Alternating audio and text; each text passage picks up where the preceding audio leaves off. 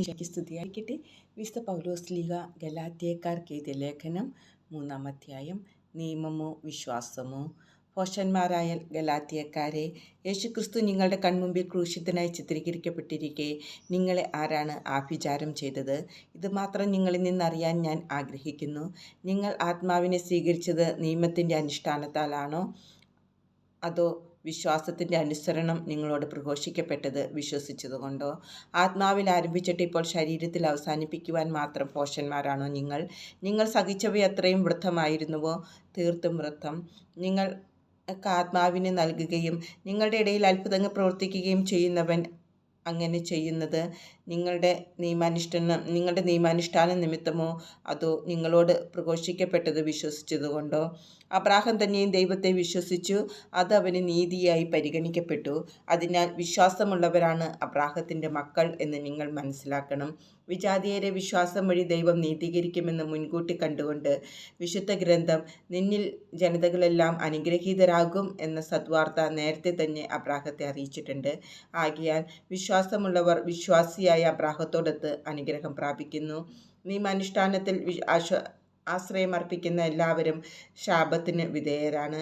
എന്തെന്നാൽ ഇപ്രകാരം എഴുതപ്പെട്ടിരിക്കുന്നു: നിയമഗ്രന്ഥത്തിൽ എഴുതപ്പെട്ടിരിക്കുന്നതെല്ലാം അനുസരിക്കാതെയും പ്രവർത്തിക്കാതെയും ഇരിക്കുന്നവൻ ശപിക്കപ്പെട്ടവനാണ്. ഒരുവനും ദൈവസന്നിധിയിൽ നിയമം വഴി നീതീകരിക്കപ്പെടുന്നില്ല എന്ന് വ്യക്തമാണ്. എന്തെന്നാൽ നീതിമാൻ വിശ്വാസം വഴിയാണ് ജീവിക്കുക. നിയമത്തിൻ്റെ അടിസ്ഥാനം വിശ്വാസമല്ല, എന്തെന്നാൽ അവ അനുഷ്ഠിക്കുന്നവൻ അവ വഴി ജീവിക്കും.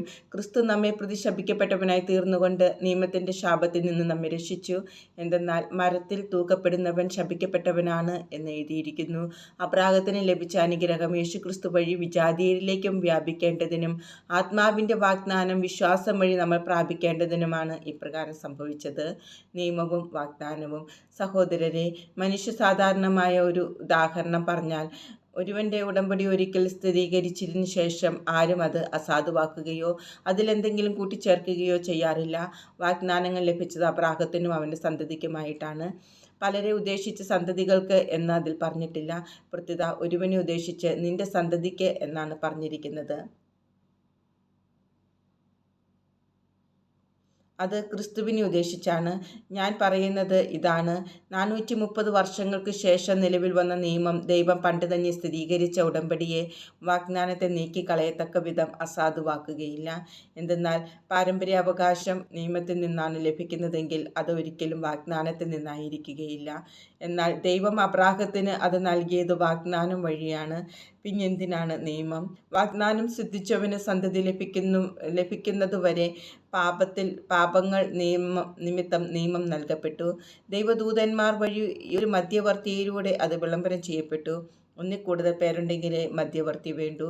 എന്നാൽ ദൈവം ഏകനാണ്. നിയമത്തിൻ്റെ ഉദ്ദേശം. അങ്ങനെയെങ്കിൽ നിയമം ദൈവത്തിൻ്റെ വാഗ്ദാനങ്ങൾക്ക് വിരുദ്ധമാണോ? ഒരിക്കലുമല്ല. എന്തെന്നാൽ ജീവദായകമായ ഒരു നിയമം നിലവിലുണ്ടായിരുന്നെങ്കിൽ നീതി തീർച്ചയായും ആ നിയമം വഴി ഉണ്ടാകുമായിരുന്നു. എന്നാൽ യേശുക്രിസ്തുവിലുള്ള വിശ്വാസം വഴി വിശ്വാസികൾ വാഗ്ദാനം പ്രാപിക്കേണ്ടതിന് എല്ലാവരും പാപത്തിന് അധീനരാണെന്ന് വിശുദ്ധ ഗ്രന്ഥം പ്രഖ്യാപിച്ചു. വിശ്വാസം ആവിർഭവിക്കുന്നതിന് മുമ്പ് നമ്മൾ നിയമത്തിൻ്റെ കാവലിലായിരുന്നു. വിശ്വാസം വെളിപ്പെടുന്നതുവരെ നിയന്ത്രണാധീനരായി കഴിയുകയും ചെയ്തു. തന്നിമിത്തം നമ്മൾ വിശ്വാസത്താൽ നീതീകരിക്കപ്പെടേണ്ടതിന് ക്രിസ്തുവിൻ്റെ ആഗമനം വരെ നിയമം നമ്മുടെ പാലകനായിരുന്നു. ഇപ്പോഴാകട്ടെ വിശ്വാസം സമാഗതമായ നിലയ്ക്ക് നമ്മൾ പാലകനധീനരല്ല. പുത്രത്വവും അവകാശവും. യേശുക്രിസ്തുവിലുള്ള വിശ്വാസം വഴി നിങ്ങളെല്ലാവരും ദൈവപുത്രന്മാരാണ്. ക്രിസ്തുവിനോട് ഐക്യപ്പെടാൻ വേണ്ടി സ്നാനം സ്വീകരിച്ചിരിക്കുന്ന നിങ്ങളെല്ലാവരും ക്രിസ്തുവിനെ ധരിച്ചിരിക്കുന്നു. യഹൂദനെന്നോ ഗ്രീക്കുകാരനെന്നോ അടിമയെന്നോ സ്വതന്ത്രനെന്നോ പുരുഷനെന്നോ സ്ത്രീയെന്നോ വ്യത്യാസമില്ല.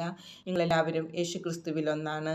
നിങ്ങൾ യേശുക്രിസ്തുവിനുള്ളവരാണെങ്കിൽ അബ്രാഹത്തിൻ്റെ സന്തതികളാണ്, വാഗ്ദാനമനുസരിച്ചുള്ള അവകാശികളുമാണ്.